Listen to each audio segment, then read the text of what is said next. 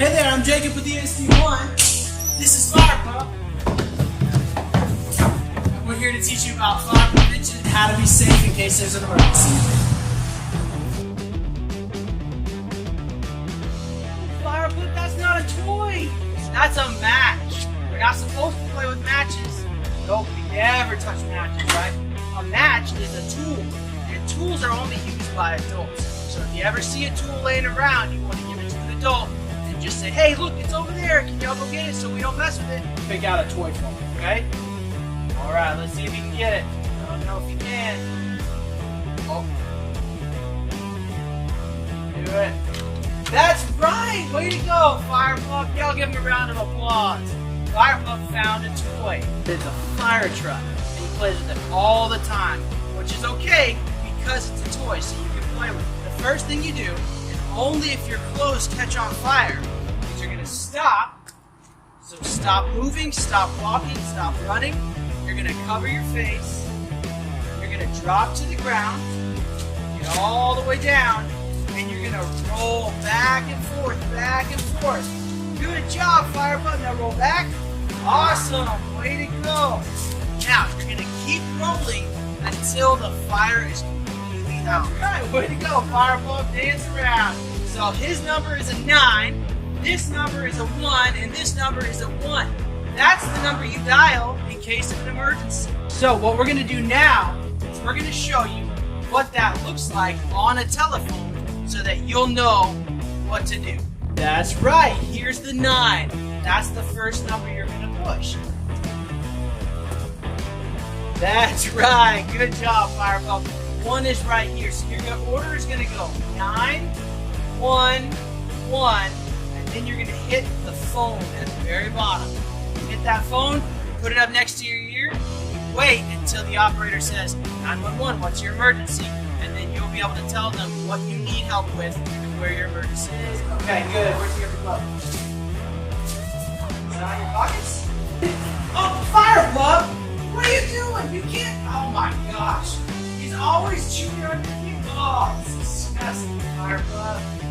We might have all of our bunker gear on, and it might look a little bit different, but we're still the same firefighters.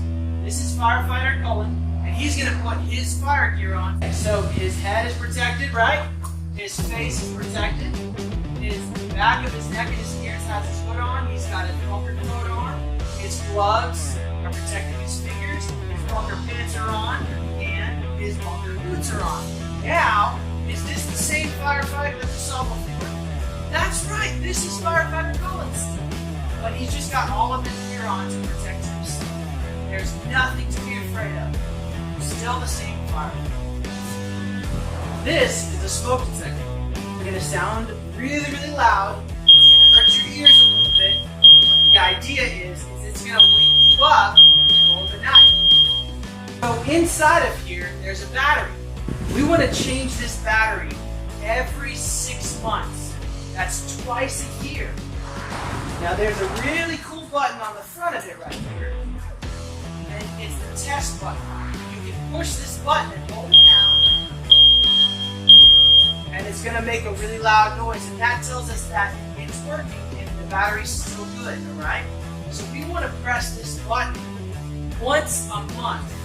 Now when you call 911, the only way we know where to go for the fire is by you telling them where the address is.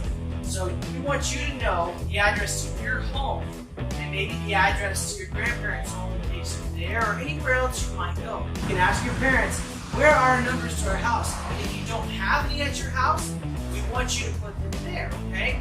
Because if you put them on the front of the house and you have them out by your mailbox, we're going to be driving down the road to come to the call. We're going to see the mailbox number and we're going to see the number on the front of the house, and we'll know exactly where to go for the emergency.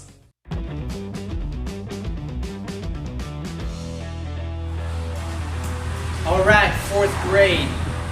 This is the last year that you're going to see us in y'all's school. And it's one of the most important years because we have something really important to teach you. All right, y'all are 4th graders. Y'all are old enough to understand this now. We're going to be talking about how to get out of your house in case there's an emergency. Now, in your school, y'all do something maybe once a month. Sometimes it's random, but if the fire alarms go off, then y'all get out of the school safe with everybody in the school, right? And what is that called?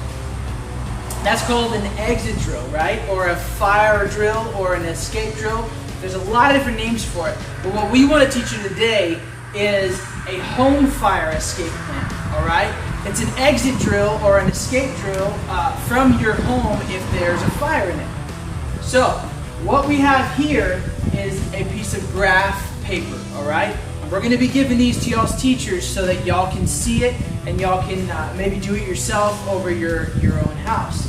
All right, so the first thing that we want to do is we want to draw on your paper the outline of your house, okay? So this is what we call a topographical map.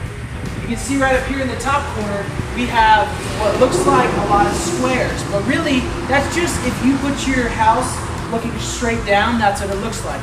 So let's say that your house is just a perfect square. What are you doing? What is it, marker?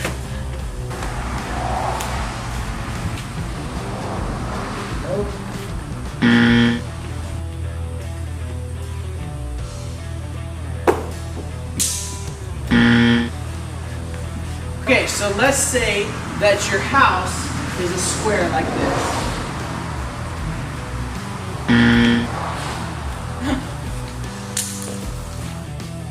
Okay, so let's say that your house is a square, okay? Alright, so this would be the top looking down of your house.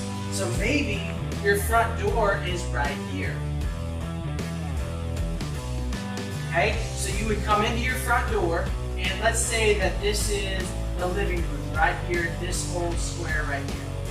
And then maybe you have a bedroom down in the bottom corner here, maybe another bedroom over here, and maybe your kitchen is over here along this wall right here. Okay, so you're asleep in your bed in your bedroom, and then there's a fire. Your smoke detector goes off, and there's loud noises and there's smoke everywhere. How are you going to get out of your house?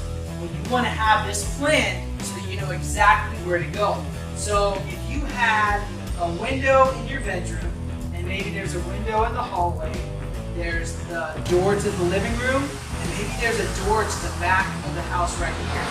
So what you're going to do is you're going to exit your bed, you're going to roll off your bed, you're going to get low to the ground because we get low below the smoke, that's right, Fire Pup, and then you're going to maybe crawl out the window of your bedroom. And then once you get out of your window, good job, Fire Pup, way to crawl just like the kids are going to crawl. Once you get out of your window, do you just stand right beside the house? No, we don't just stand there. We want to get away from the fire, right? That's where our safe meeting place comes into play.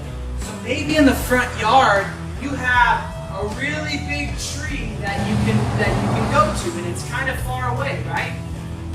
So let's say that tree is your safe meeting place. You're going to come out of your window, and you're going to run all the way to the tree. Now, maybe your mom was in the kitchen cooking, and she saw that there was smoke in the house too. She needs to get out of the house, but it's going to be a different path. So what she's going to do, maybe she's going to go out the front door, and she's going to go to the safe meeting tree where you are.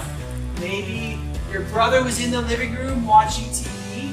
He might go out that same front door, but he might also go out this side window.